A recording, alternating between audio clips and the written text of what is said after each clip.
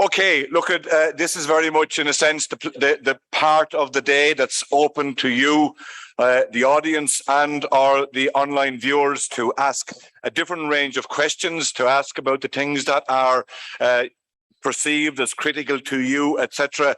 So there are lots of things, but in order to open this session, which is technically called the challenges facing the industry in the coming year, and the effects of CAP 23 and the new environmental schemes. And crikey, that's a big mouthful to begin with, because there's loads of them. A lot of them we've covered already. There are others. But to set the scene for that, I first of all want to call on Kieran Collins to give us a quick overview of what he perceives as the basic cost structure that will exist for tillage farming in the year ahead. Yeah, thanks, Michael. Thanks, Andy. Okay, so I'm going to try and just, I suppose, set the scene, really, as Andy said, for the discussion that's going to follow. So, you know, I suppose we're all aware of the increase in costs going forward. And I suppose what I'm going to do over, hopefully, the next 10 minutes is maybe just have a snapshot view of what costs are looking like and what it will mean for returns for 23 harvest. So I suppose, you know, before we go forward, maybe a glance back in the rear view mirror is no harm. You know, 2021 harvest, you know, average yields were well above average. You can see there winter wheat 10.8 from the CSO, spring barley 7.9. We had a big increase in grain price at 210 euros a tonne. You know, we thought it couldn't get any better. This was our 1984. Well, we had it again this year. You know, we possibly slightly higher yields. That remains to be confirmed. You know, harvest weather was the best. I suppose most people can certainly remember. You know, very low moistures there. That was 11.2 a load of wheat that came in there during the harvest. And obviously we've had this increase in price, you know. And I suppose the other thing about 22, while we did have a cost increase, particularly fertilizer, you know, a lot of tillage farmers had their business done early in the season, so maybe just didn't hit that real peak of it. So, you know, so 22 and 21 were certainly two good years. However, we have to look forward. You know, I suppose everybody is really starting on a level playing field with regards fertilizer. It's the big one, but there are also challenges with other costs out there as well, and I'll go through that as well. So what I've done for the remainder of the presentation, I've taken the Teagasc costs and returns booklet. If my calculations are right, if Jim O'Mahony, I don't think he's in the room, but I think this would be, this year in January will be the 45th version of it, started by Jim, I think it was 1978. So again, we use the costs and returns to, I suppose, examine the costs and try and predict margins for the season ahead. So the figures I'm going to present today, I did them last week. They're out of date already. But again, the January version that will be published will possibly have different figures again. But I suppose it's our best estimate as we stand here today. So in terms of the costs, we've been very crude. We've taken a plus 10% on chemicals across the board. Now, that wouldn't necessarily be true. You know, often you'll find variations between herbicides, insecticides, fungicides, and that. So just for the purpose of the calculations today, we've taken 22 plus 10%.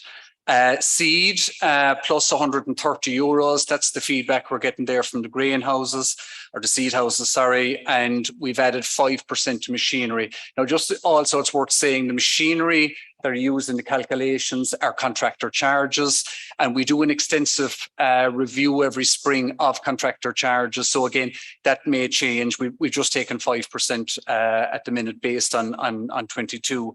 Fertilizer, I won't go through them all. Look, 10, 10, 20, 975, Canada 860. They're going to be the two standout ones. I was told yesterday that Canada's reached €1,000. I'm not sure, but look, that's what we've used in the calculations. And again, I suppose, you know, grain prices will be out of date an hour after you kind of look at them. But we've taken, I suppose, the most recent forward price that was available. So we've taken barley at 240 euros a tonne. We've added 50 for malt. We've added a tenner for wheat at 250. We've minus a tenner for oats at 230. We've taken the forward price of rape green at 570. and we have beans in there at 300. And just one last one on the calculations, we've taken straw, and SIM has been a hugely successful scheme, huge benefits to the tillage industry. So I suppose it makes our job easier in terms of the value of straw, in that it's put a minimum value of €250 a hectare. The one exception to that is winter barley tends to command a little bit more of a premium. We obviously have more of it, so that's in at €300 net. And then you've got winter oilseed rape, the SIM rate there at 150. So yeah, the booklet it's on a single page. If you haven't got it in your lap there, you'll catch them on the way out. They're just inside the door. But based on I suppose the input and output cost that we're talking about there, we've taken the 5-year CSO yield average. Okay, so that's 18, 19, 20, 21. We've done our own estimate for 22, because taking obviously 1 year in on its own doesn't make a lot of sense. Beans is the only exception. We've taken a 10-year average there because 2018 completely disproportionately affected the beans figure there. So the beans is a 10-year CSO average there, or Teagasc harvest report average. So again, I suppose the margins, taking all of that into account on your 5-year average yield, they do follow a similar trend to previous years, in that spring feed barley tends to be the lowest margin there, €422. Winter wheat and the high value crops like malting barley tend to be at the higher end. I suppose probably the big difference from maybe previous years, and I suppose it was there last year's winter oilseed rape, now is a very high margin crop. And I suppose obviously that's to do with the high output price there. And I suppose the one that kind of jumps off the page, and I won't go into all the details about the protein payment, we might get a chance in the discussion later on, but beans obviously are coming out there very high at 1006 based on a 5.4 ton average. And again, that's to do with an increase in protein payment, which we can talk about in a minute. I suppose crucially then is, I have my costs. I don't know what the price of grain is going to be. So what we need to look at then is what's the cost of producing that ton of grain with those costs that we have used. So again, without going through them all, I take the big one, spring feed barley. €216 is costing to produce a ton. That excludes straw, which will add another €250 a hectare. Or winter wheat, €222 there, the cost of producing that ton based on a 5-year average. Okay, so I did a very crude sum there. I just took wheat, barley, oats, and I said, what's the general green cereal price that we need to break even based on those costs? And that's €215 a ton. So oats the low end and wheat the high end there. So then I suppose there's big implications then in the amount of money that we invest in our business and what we're going to need to grow our crops. So what I've done here is I've compared the variable costs for each crop. And I've compared that from the 21, because I suppose 21 was the last time that we kind of had, I suppose we'll call it normal, inverted commas, fertilizer prices, and then based on the 23 projections at the moment. So again, just to take the headline crops there again, winter wheat, you're looking at a 65% increase in costs from that 1330 in 21. Total variable cost to 2,200 is our estimate today. And again, I suppose if you take the spring crops, then tend to have a lower percentage increase. So spring barley, 1,014 in 21, and that figure jumps up to nearly 1,600 there in 23. That's a 56% increase. Obviously not as big. Fertilizer having a big input there. And if we go to the bottom of the page there, beans obviously having the lowest percentage increase because of its relatively low input costs in general, but obviously nitrogen and fertilizer in general being the big difference there. So just to, I suppose, what does it look like in a farmer scenario? So I've looked at two scenarios. I've looked at a winter cereal or winter cropping farmer and a spring cropping farmer. I've taken a 150 hectare farmer and I've just put in a fairly sort of standard rotation there with winter wheat and barley, you know, with winter oilseed rape and winter oats there as break crops. And again, I won't go through all the individual figures, just 30 hectares of crops, as you can see there on the screen. So your costs from 21 again, which we're using as the base here, of 183,000, and that's a 62% increase up to 300,000 today. So 62% there is the change. And again, I suppose reflecting what we saw in the previous slide in terms of our variable costs, lower increases overall for spring crops. So again, I've taken 150 hectares there again, use spring beans and spring oats as two break crops mixed amongst 3 crops of spring barley, a 48% increase for that 150 hectare farmer. So again, you know, I suppose that sort of puts in real money, you know, what's required to grow those crops in 23. So, and just as a kind of a summary there, you know, the cereals break even figure, I've used a crude figure there across wheat, barley and oats of 215. There's a range there of 180 to 227. The highest margin crops are still malting barley and winter oilseed rape. Winter wheat could fit in there as well. Beans because of their protein payment. And then our 150 hectare farmer, you know, the winter grower, we're talking about a 62% increase in costs, and our spring grower there at 48. So that's just to maybe set the scene. Thank you very much, Kieran. If you can pick yourself a mic up there, but you're coming with a head mic, I think. We might just get a head mic for Kieran. He's the extra one this after joining. So we're going to progress. I'm going to first of all introduce the panel that's with me, because that's important. We have a representation from the industry. Beside me here is Enda MacDonald representing the fertilizer industry. Maybe you don't quite feel like that or want to do that, but that's you're here on behalf of. With Kieran, you've met. Clive Carter is a farmer and also secretary of the grain growers. Kieran McAvoy, farmer in Laois again, chairman of IFA. Then we have Bill Callanan from the department, and forgive me for ignoring anybody's titles. And then Donald Maloney. Donald, if it was last week or the week before, I would have said you were Lambia. Now you're either Tirlawn or Tirlawn, one or the other. But we know what you're representing, in a sense, the grain industry and the challenges that are there for the year ahead. Year in years, probably, you know, this time, well, no, maybe 9 months ago, we were talking about something that was in a sense about 2022. But for those of us kind of with any level of vision, it was very obvious that 2022 was going to spill far beyond 22 and may not at all stabilise by 2023. But, you know, given the numbers that Kieran has outlined, and I think, Kieran, if I'm getting it right, for the spring grower there, I think you added on his cost of about 125,000. Yeah, onto it. Like, that's a phenomenal cost to be bringing into the equation. I also note that you picked a price number which is lower as a baseline than this year, because you realistically can't expect those prices to increase. The market may very well drive them, but in terms of doing budgeting, it's always a precarious place to be. And if I might start there, Donald at the other end, Donald, you know, as you see the market going forward, you know, is there anything in the market that will give farmers the confidence of thinking that feed barley will be thereabouts 300 plus for the year ahead, which would be absolutely needed to carry those costs? I'm not asking you to commit a price, Donald. Don't get me wrong on that. It's just what is your view as a person that's directly buying a lot of grain in Ireland? Yeah, you're talking about for 2023, Andy. 2023, Donald. Yeah. I suppose, look, we're a good bit off it at the moment. Kieran's prices are not unrealistic. Talking about a forward price for next year at 240, maybe 250 today.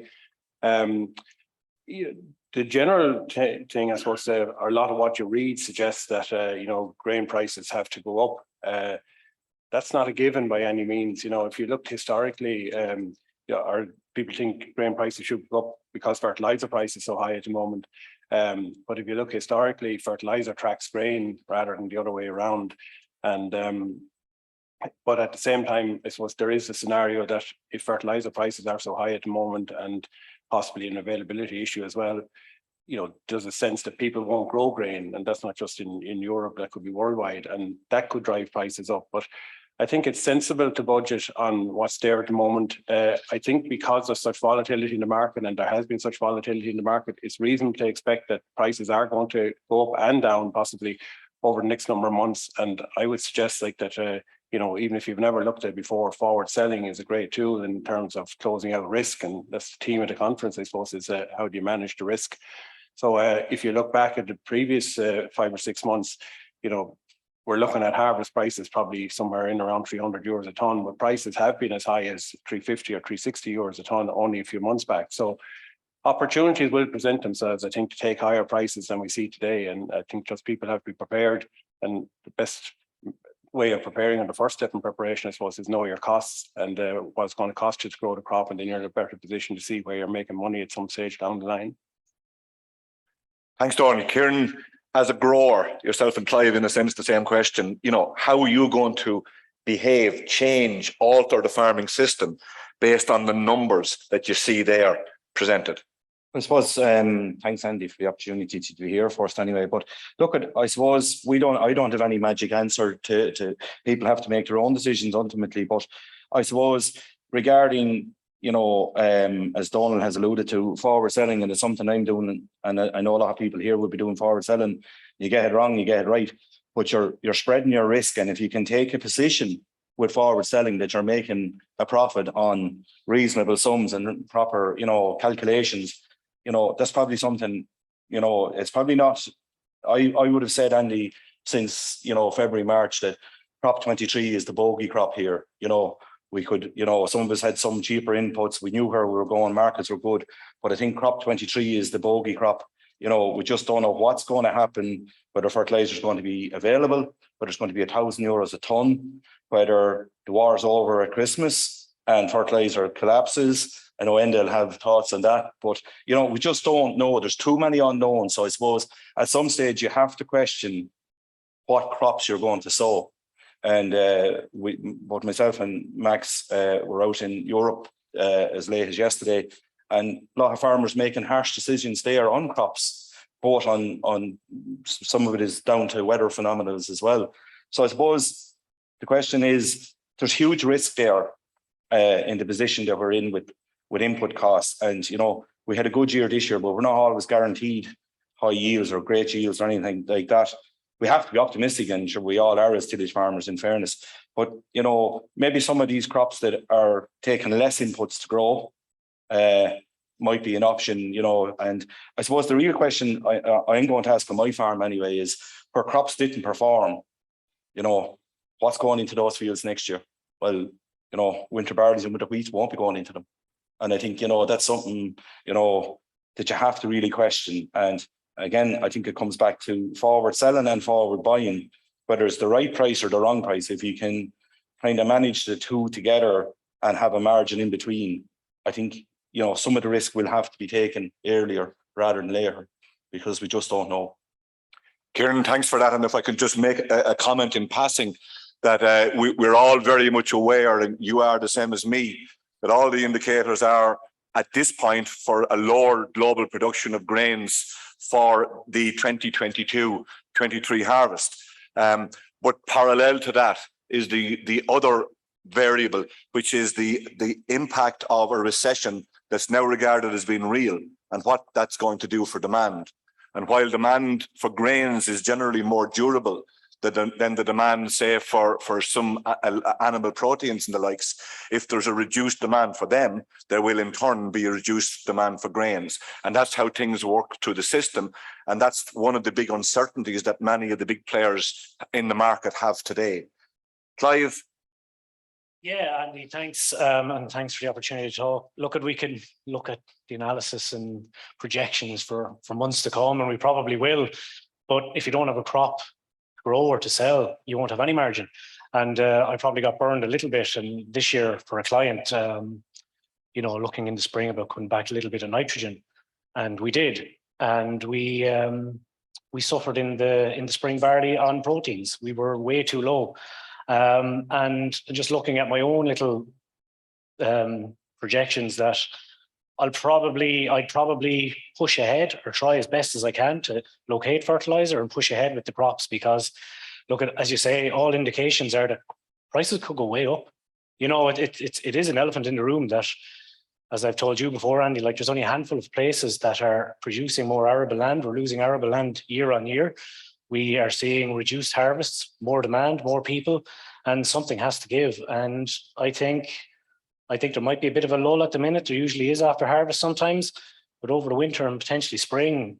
And I'm not a trader or anything, or a market analyst. I just feel that there's potential there, looking at the fundamentals, that prices could rise. So we have to take that into account before everything too. If we can get the fertilizer and get the ingredients to get the crops first and foremost. And look at, you can see, and Bill will probably allude, look at the department and the government to a bigger extent want more grain in this country. So are we contradicting ourselves by cutting down our own production and then moving it into other areas? So maybe that's something Bill might be able to answer. That are we going to look after the tillage farmers in the next tillage incentives? That's a job for a different day. That's a different forum. Before we go there, you mentioned something, and it's right, because everybody in the room will be asking it. Will there be fertilizer, and or what will be the biggest pressure in the fertilizer market for the year ahead? I suppose, Andy, the first thing I'd like to say is I noticed in your introduction you were introducing me as representing the fertilizer industry, but sure, I'll take the hospital pass anyway.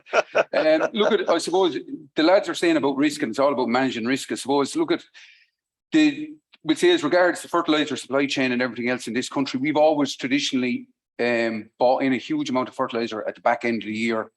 We respected, when it comes to January, February, March, there was always fertilizer available. The problem is now in the supply chain, stuff has gone so expensive, and even the capital to spend money on these shipments and stuff to bring them in now, it's too much. It's a capital scenario in trying to get the capital to buy the stuff in the first place, and then it's a stock risk actually carrying it. So the supply chain needs to change in that, we'll say, and this is even from a gas perspective, I suppose, this is happening right up from manufacturer level right down to farm level. And I suppose the manufacturers are not buying gas. We've seen it in the last couple of weeks where there's manufacturers all across Europe are shutting down plants. They're shutting down plants because the gas that's coming in to make the ammonia means that the output that's coming out of those factories could be, you could be looking at a can on a European gas scale at the moment costing something like 1,200 euros to produce. And I suppose we're not giving them the support to buy stuff at the 1,200 euros. We're not getting the support from the merchant level. The merchant's not getting it from the farmer. So the whole chain is kind of dysfunctional at the moment. And I think that it's very important what the lads are saying. I know in other years, there's a lot of guys would be very reluctant to buy inputs and to sell outputs. But I think in the risk that we're heading into 2023, and somebody mentioned it there, it could be a bogey year. Like this, buying stuff and selling your output and taking the margin that's there could be a very sensible thing to do, because it's kind of like going into Paddy Power and putting money on. Like anything could happen between now, and somebody mentioned an egotistical maniac earlier on. He's still not gone away, and anything could happen in the gas market or at manufacturing level. So like, I think it's very important what the guys are saying about managing risk, and I think that guys will have to take on board, like what Donald is saying, and Kieran and the lads, like we're going to have to, we'll say, manage the risk a bit more, and whether that's taking forward sales or buying inputs forward, I think everybody's going to have a look at. Yeah, I think in fairness to Clive's point, you know, that you're prepared to go if you can get the inputs. And I think the big question is, you know, will we get them? Can we get them? I won't say regardless of the price. That would be a very flippant comment for somebody like me to make. But, you know, from the beginning of this year, in conversations with farmers, I would always have replied that the price will not be the issue next year. And you know, that seems to be the way it could potentially go.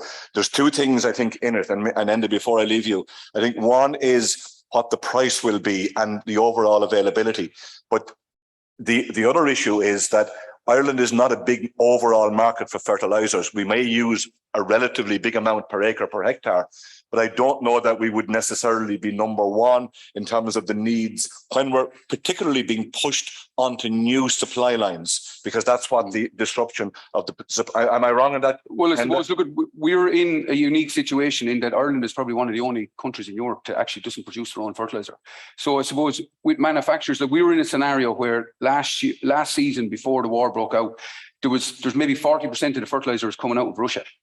Probably the vast majority of that was either in the country or it was on ships on the way here. So when the situation developed at the end of February, we weren't in that bad of a scenario because we had a lot of the fertilizer in already. Now we're facing into a scenario where we need to buy 100% of our supply from 60% of the availability. But now the 60% of the availability is now being shut off. So we have to go outside of Europe. And there is fertilizer available. There's urea available. There's urea available from the States, from Trinidad, all these places, even though be it we have to pay tariffs to get it in here. But I suppose it's a small price to pay, we'll say, versus trying to buy European source stuff. But the problem is with that, and it's coming back to your question of will fertilizer be available? It will be available once the supply chain all the way up along is putting their hands up and saying they want a product. It's not a case of whereas we'll say in years gone by, we had a scenario where if we wanted potash, for example, we could put our hands up to a trader, we could buy potash, we could get it in maybe in 3 weeks. Whereas now you're looking at buying, or urea was the same. You could go to a trader, there was stuff available, there was volumes of stuff in various different locations around Europe. That's not there at the moment. So if we're looking to buy urea at the moment, we could be looking at going to Indonesia or Americas or somewhere, and you're in contact with a trader. It could take up to 2-3 months to get product in. So product will be available, but it's just the whole way along the supply chain, including ourselves, merchants, farmers, everybody has to be clued in advance this time. Okay, so it's a case of who's willing to join the dots will be the ones that will be in the business. Kieran, just before we leave that point, and to some degree, I think the question was maybe answered by one of the previous speakers, one of the previous Teagasc speakers, but you know, we're looking at this massive increase in cost on the fertilizer side. We're looking at other inflationary costs coming in on most other elements of input. I was asked the question yesterday, and I'm passing it straight back to you. Should farmers be considering the option of going to, not maybe all the way to organic, which was the first question, but going to a lower input scenario? I think it's a difficult one to answer because generally higher output in Ireland has paid the bills. So I suppose that's the first point. I think there are within the fertilizer, because when you do look at the figures, it's fertilizer is driving those big changes. And like, when I was doing those figures there last week, I mean, urea, protected urea was actually, I think it was about 30% cheaper than Ken. People tell me that has actually changed. It's actually, that differential is larger now. So I think that's one thing that we need to look at. It's not business as usual doing what we always did. The second part I think that's valuable is nutrient management planning. You know, again, there are soils out there that are index 4 for P and K. I think there's certainly savings can be made there. And I obviously with the new nitrates anyway, we can put out phosphorus without a soil sample to tell us that we can do that. So I think there is scope, you know, and there's certainly scope with organic manures. Again, it's not for everyone. It won't be available to everyone, and they do come with a cost. But, you know, on the Signpost Farms this year, we did a very successful looks at, you know, even in-crop spreading of organic manure. So I think all of those things have to be on the table rather than just taking, I put out X units of N every year. And, you know, and that does make a big difference when you drill down into it. Kieran, before I leave that one, like, is there any evidence that there is going to be a willingness for a flow of nutrients through organic manures, other than, say, the pig or the poultry industry? Will they be the major ones for most people? I still think that's going to be the case, yeah. You know, certainly look from dairying, there obviously a scope in certain areas, yeah, but pig and poultry will be, and its location, I mean, you know, if you're not in the area, yeah. Okay. Can I slip across to Bill at the other side? Bill, there was a question pending that came to Fran vis-a-vis the crop diversification necessity in the new cap was probably the question, but realistically the big question is around the rumour, what about 2023? Is it there for 2023? Yeah, look, I'm going to come at it actually from the beginning though, because just listening, and I think it's a very good conversation we're having. So look at it as a government. I'm not a guru here. I don't have all the answers, but just we do regulate and we enable the industry, and you're kind of looking at how do we facilitate the conversation so there's a sharing of knowledge. So the first message I'd like to give is just that there is significant support for the sector from government and from the minister in terms of, look at where are we at in the sector, where do we need to be at, and what are the drivers of those. And the two drivers that are clear and evident to everybody are, we've had the Ukraine crisis, which has had major impact in terms of global fertilizer, be it from Russia, and grain coming from Ukraine. And whatever the challenge we have in certain areas of the world, that's even existential.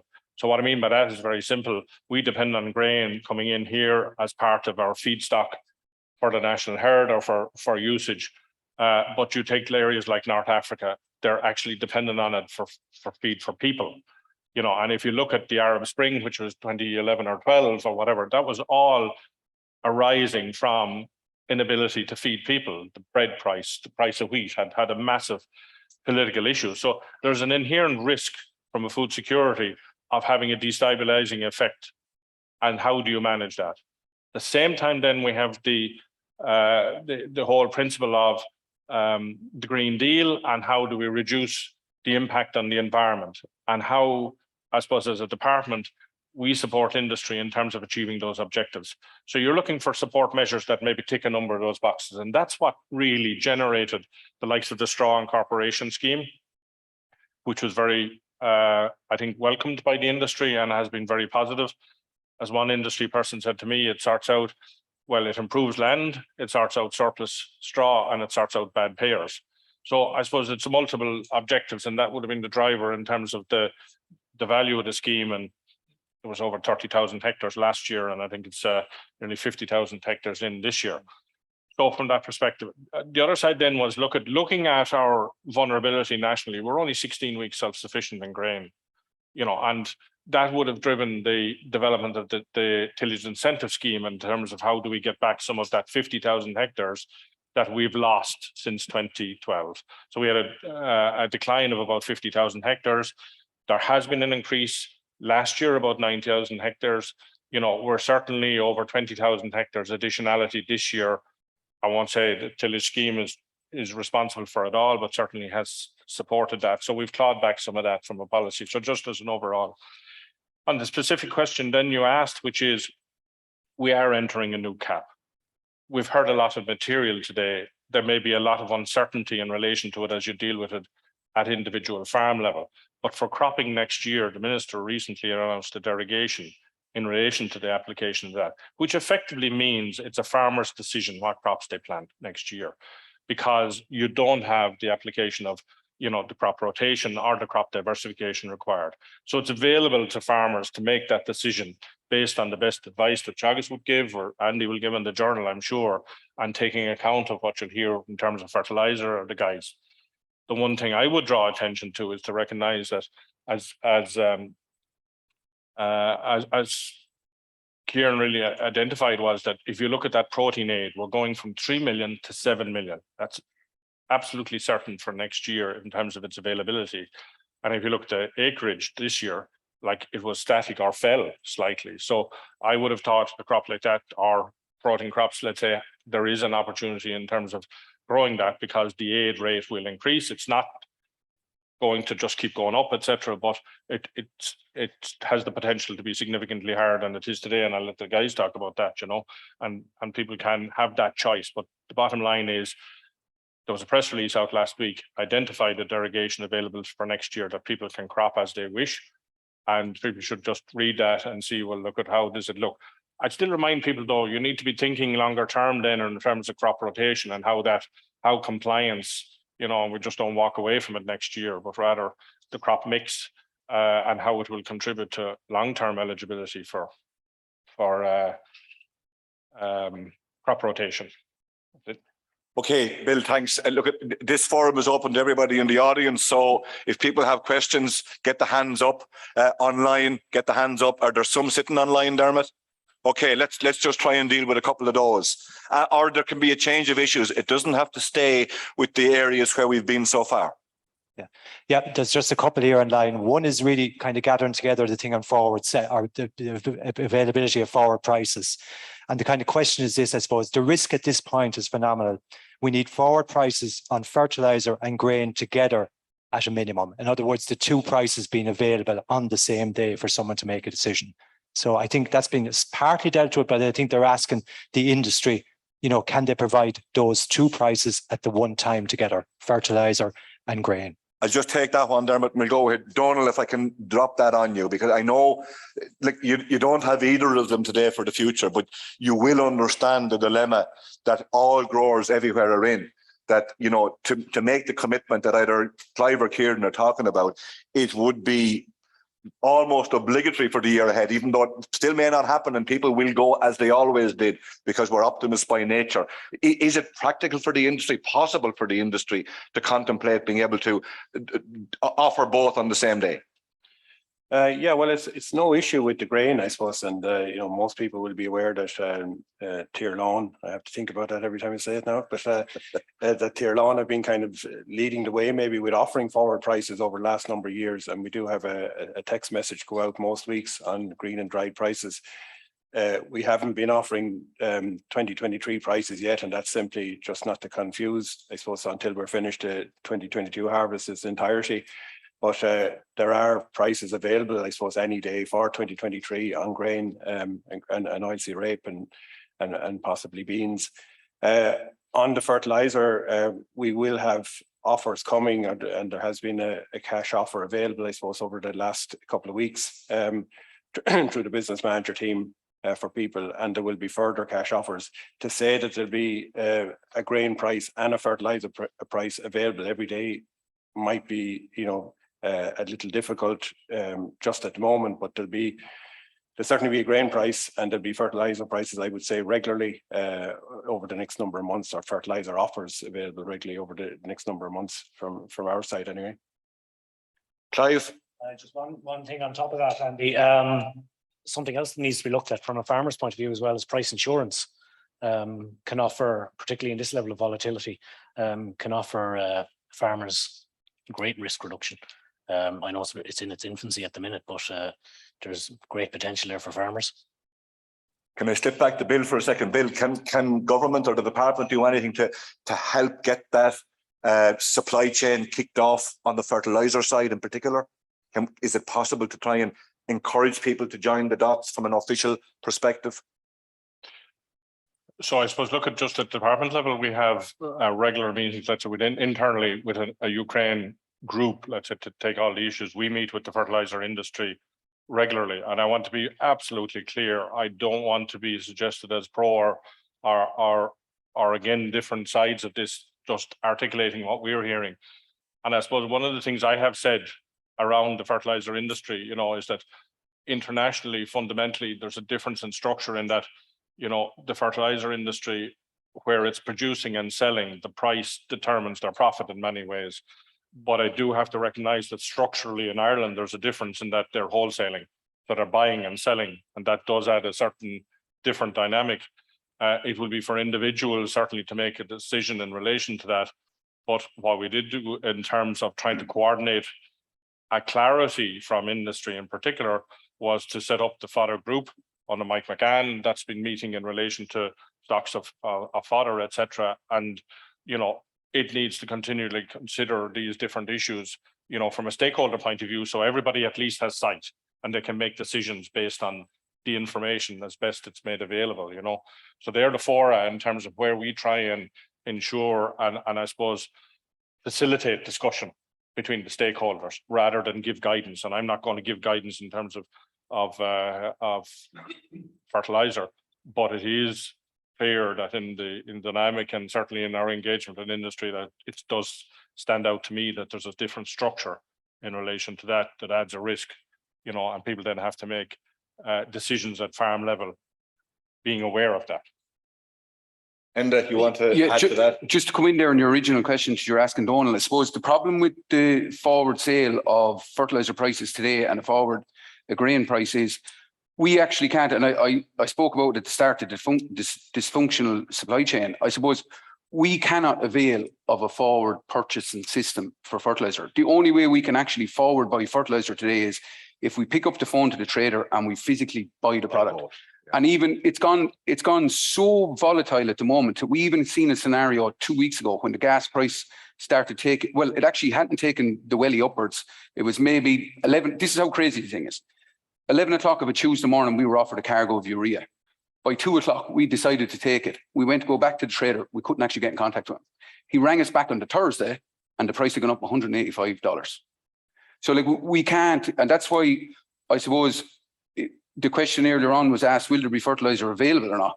Fertilizer would be available at a price. And what I'm saying is everything needs to be organized forward this season because it's not a suckling seed job and say, right, I'm going to plant stuff now and I'm going to just look at it'll happen. They always have fertilizer. That's not going to be the case because the risk is so big to carry stock at the moment, and it's the volume of money that's involved in actually bankrolling the stock to have it sitting in the yard is too great at the moment. Okay, thanks. I'm going to take a question off the floor. I have one there, and I'll be back to you, Willie. Ali? I think it'll just come on, Ali. Yeah, to build the question there, we're after listening to all this CAP rules and regulations here and what hoops we have to jump through here. And you're saying the improved payments in the protein, and we agree that's a good idea. Yeah, it's coming in. It's the only new money in. And we're looking at average cuts in payments to cereal farmers there, which should be the payments are above average, the entitlements are above average. So we can see most people losing 10, 12, 14, 15,000 in their farm payments in the year coming. And this is on a sector that has the lowest carbon footprint of any agriculture sector. Teagasc figures there show we're not 100 miles away from the climate targets for 2050. We've more to do, we know that. But we're one of the best and most efficient sector in agriculture towards getting to that point. And we see this new cap coming here, and it's a minefield. That's what it is. And it's going to lead to consultants coming, planning, and all this kind of stuff, all of cost, and the buck stops with the farmers going, it's out of our income, most of this is going to come. There's only 4 million extra coming into the tillage sector in the new cap, and for the protein, that's all. The rest, I don't know how many million, I'm not able to calculate, is going out of it. So for the government and for the department and for Brussels to say that all this is driven, and we know the drivers are climate and environment, we accept that absolutely, yes, and we're prepared to do our part. And then the best performing sector is hit the hardest. Every analyst, independent analyst, has come up with that we're hit harder because of our entitlement value and all this. And we have this acre schemes to come here. And it's turning farmers into nearly a circus act. What to do with animals, put them up in a thing, clap your hands, turn around, and we throw you a carrot here. A few shillings for this, that. The only difference is pitfalls in between it here and this. If you get it wrong and you get your planning wrong, and we all in this room here know people that was in the glass scheme that turned out to be a complete disaster, spent 5 or 6 years doing stuff, and little nitty picking things stopped it. So basically, my question is to you, how is this justified that the tillage sector is hit so hard? And the other big point that we have a gripe with is that everyone seems it's okay to throw the high quality produce we produce after jumping through every hoops and audited and everything else. It's thrown in the same heap as the Brazilian stuff that comes in here, Argentina stuff, third world countries, that meets no specification that we have. It breaches every rule we have, and our department and Brussels are equally to blame for this. Say this is all right. When the shortage come here with the Ukraine thing here, Brussels turned around and they certified 3 new types of GM stuff that was illegal to come in here before, to move the environmental goalposts on wheels. They're not on wheels for us. We're given this the whole time.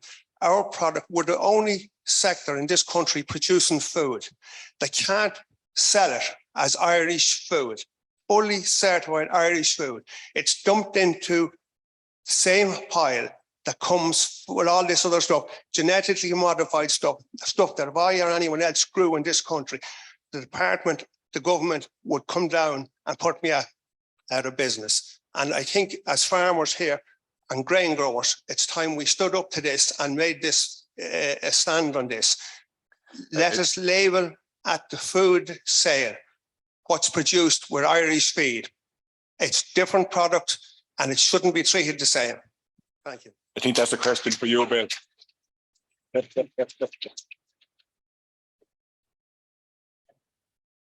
I think so, and I'd struggle, let's say, to get it all done in one, but I think just before people take a view away, I have to just counter in terms of a couple of things in relation to what you're saying, Ali.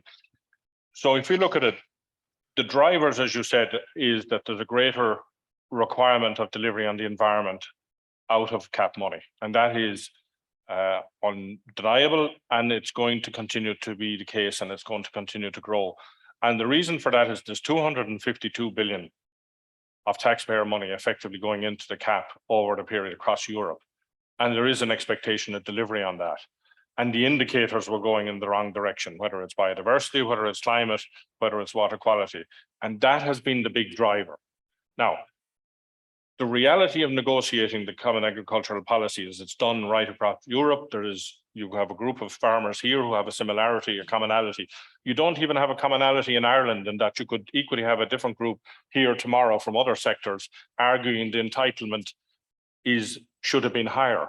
Okay, the minister picked the lowest level of convergence at 85%, and that was deliberate in terms of the decision process, and that needs to be recognised. The number of eco schemes that were written into the overall were done to try and facilitate, and we already had the presentation at the previous thing, to try and enable people to get compliance and get eligibility for eco schemes. Space for Nature, GPS of Fertilizer, the crop rotations, etc. So you have to work within the framework that's there, and then you look to see how do you, I would say, moderate it, but certainly create a situation. So it would be wrong for me not to defend a suggestion. We'll look at that the tillage sector was left behind here, because I can tell you for a fact that the last issue to be agreed in the CAP strategic plan, which has been agreed with Brussels, was the whole issue of crop rotation. That's the last issue because of the understanding, and there was quite a number of, we can call it concessions, but flexibilities is a better term, to suit Irish farming within that, to minimize the impact of it. So I'm just putting a context. I know you'll have your view, and certain people will go away with that, but I just have to counter it in the round in relation to it. I accept it's not going to satisfy everybody, but even within Ireland, there are people who are critical to say somebody with high value entitlements generated 20 years ago.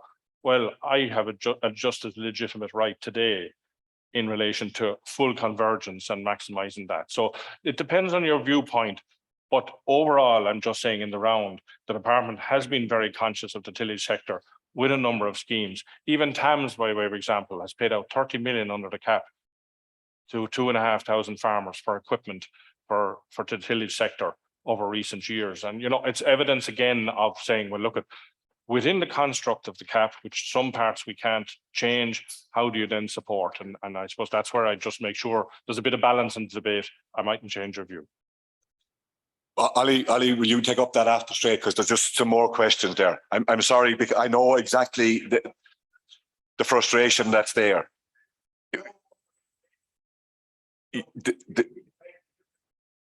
All I can say is that the answer won't change if we keep debating it here. That's all. That's all I can say. Question online, Dermot. I know there's more of them there, but we'll just try and deal with one of them. Then I have two on the floor, and the clock is beating me, but I just want to bring up one more other topic as well, please. Okay. So this is a very technical one for Enda, but an important one. And Andy, I'd note I didn't put this question in, and you'll see why I say that now for a second. But it's really about the physical quality of urea. If we end up importing urea from non-European sources, will the physical quality in terms of the size of granule be good enough to spread on wide tramlines on arable farms? Well, I suppose that's a very good question. And I suppose, like, even at the moment, we'll say there could be 10 different varieties of urea that's coming in. And I can't stress it enough. I've had a lot of conversations with lads over the years with this. I suppose, even if you're getting urea from two different, even from the same supplier at different times in the year, there could be different quality of urea. But like, we do our best to make sure that we bring in the best quality stuff that we can. But like, unfortunately, in the year that we're facing into, I don't think beggars can be choosers. And I think it will be, the only thing is, what I would say about technology and everything else is on spreaders, they are very good at spreading stuff. I know conditions is very important as well, but I can't stress it enough. And I know the guys in the likes of the Fertilizer Association in Teagasc over the last number of years have gone on different roadshows with doing bulk density testing and size range analysis and everything else. I think anything is achievable once the right settings go into a spreader, but it's just going to make things a lot more difficult because guys are used to spreading can, which is fairly homogeneous and it's very forgiving. But it is a good question, and it's something the lads really need to be aware of going forward, spreading urea. Good question and a solid answer.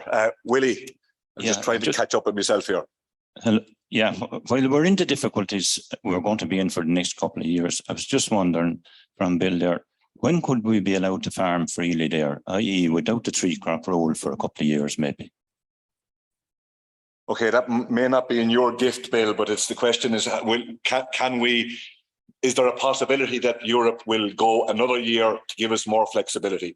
And the problem is that they probably won't give us that flexibility now, but rather on a year-by-year basis if it is needed and if they will. Yeah, agree with that. Okay, that's kind of saying that the answer isn't you're not going to get it in advance. Quick, Michael, go ahead for it. I'm pedaling down the hill here. Based on the major issue that with the availability of phosphorus for the coming season, would it not be appropriate if the department put in a scheme that basically subsidised the use of ground limestone, which any of the Teagasc advisors would freely admit, the minute you increase your pH, would say by 0.5%, your phosphorus levels increase for the crop, environmentally to be very acceptable for the Green Party. I would suggest a figure of €100 per hectare, which will automatically lead to the tillage farmers being able to apply 2 tonnes of ground limestone.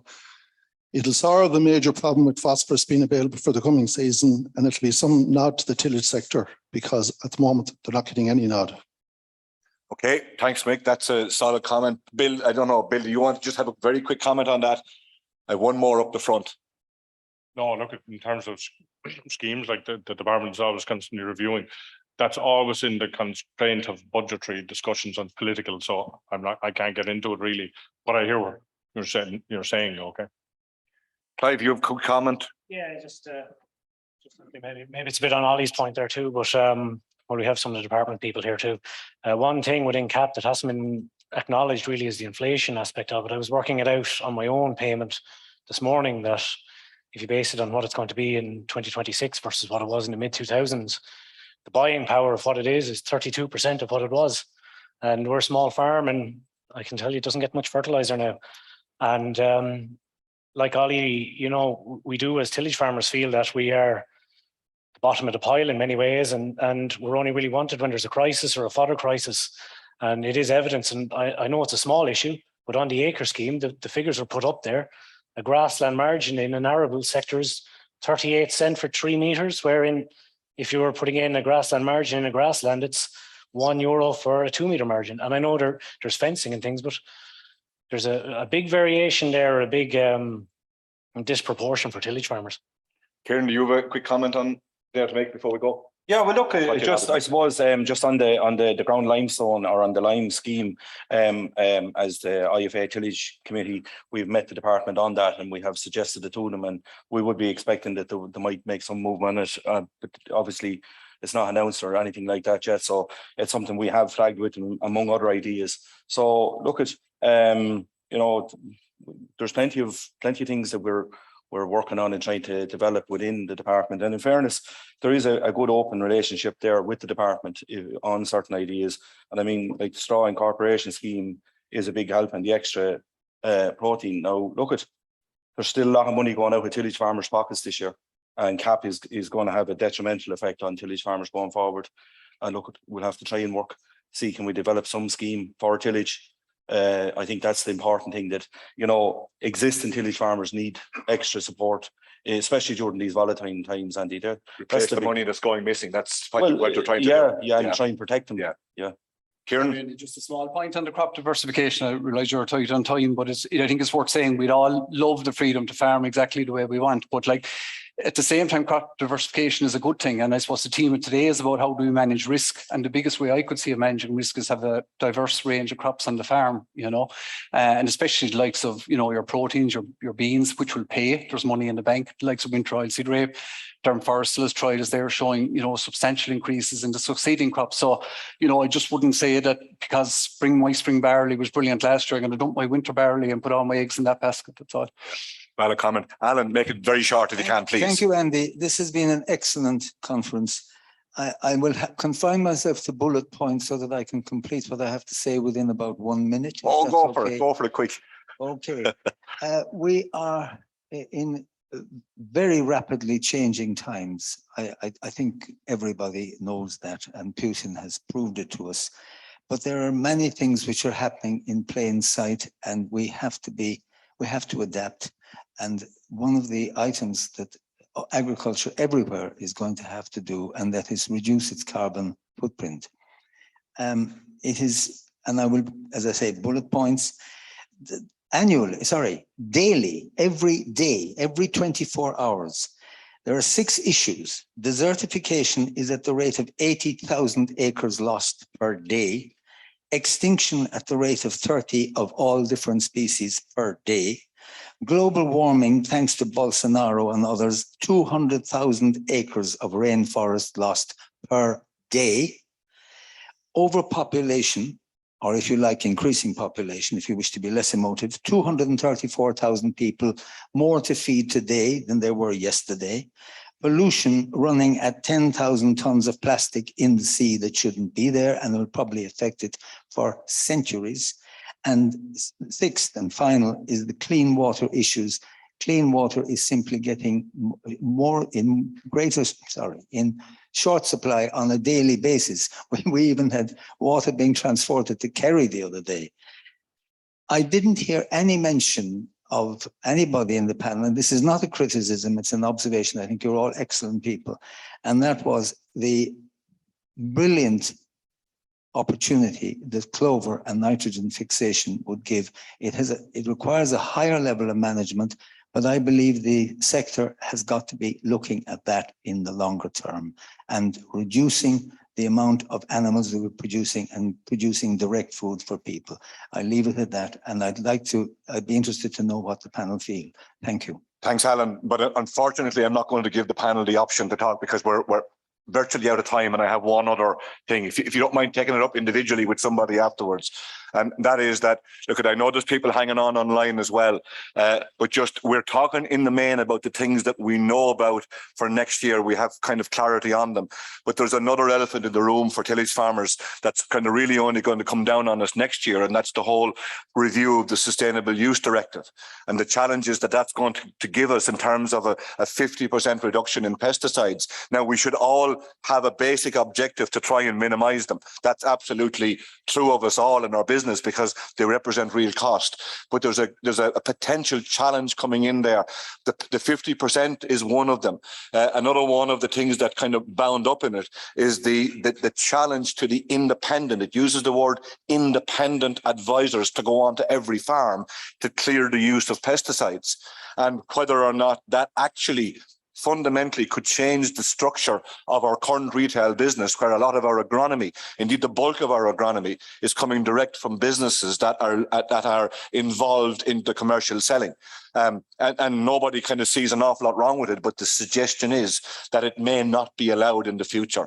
And it's something that's kind of there, and it's bubbling under. And if anything, the pressures against us as farmers are building rather than going away. There is an opportunity for people to put in an opinion on a public consultation process that's going on, closing, I think, the 19th of September.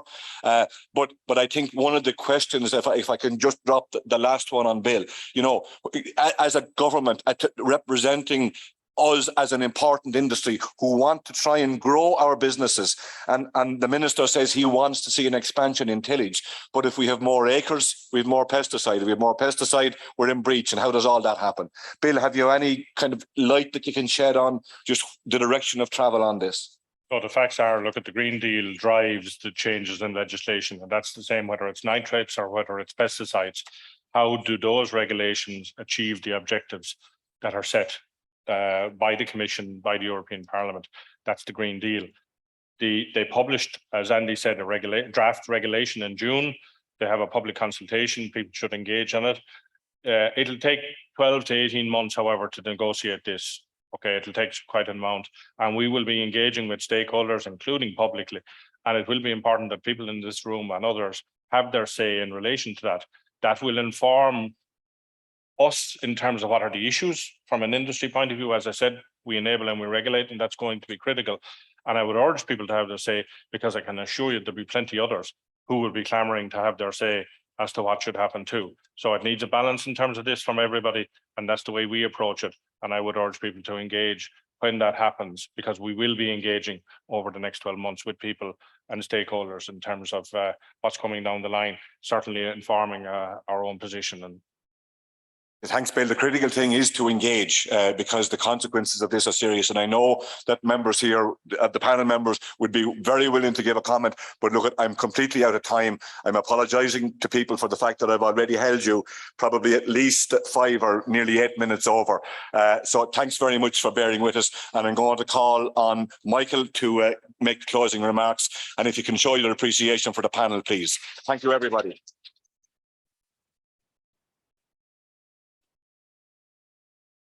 Thank you very much, Andy, and thanks very much to the panel. It was, and I'll echo the comments earlier from Alan. I think it's been an excellent day. It's been some excellent presentations from all the speakers, right the way from Cara, Shay, and Bennett to start, and John Spink chairing it, to the next level of speakers with Fran, Kieran, and Connor. But certainly from the panel here, from Kieran, Enda, Clive, Kieran, Bill, and Aidan, it's been excellent. I mean, there's some brilliant answers there. There's an awful lot to digest, I think, coming out of all of that. And certainly, Andy, to yourself, as normal, doing a great job from the point of view of steering that conversation. A couple of other just big thanks, one to the AV team and to the video team in-house. It's one of the first or second videos we've done, or hybrid events. Declan and Shane over there have done a fantastic job. I believe it's all worked. I'm not really sure because I'm not on it today, so hopefully it's all worked. And look, if you want to go back and listen, have a look at it again. It's all up there. Hopefully it'll be. We'll put it together in 3 segments there and put it up on the Teagasc YouTube channel. I'm going to put in a shameless punt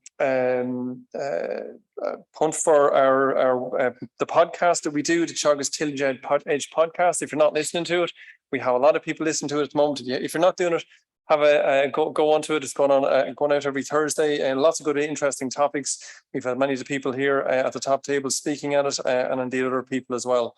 So look, that's about it. Let's just hope that it stops raining. It has for this evening, at least anyway. Stopped raining at the right times, and we'll get crops in for the season as good as we did last year. So listen, thanks very much for coming. Thank you for coming again. Safe time. God bless.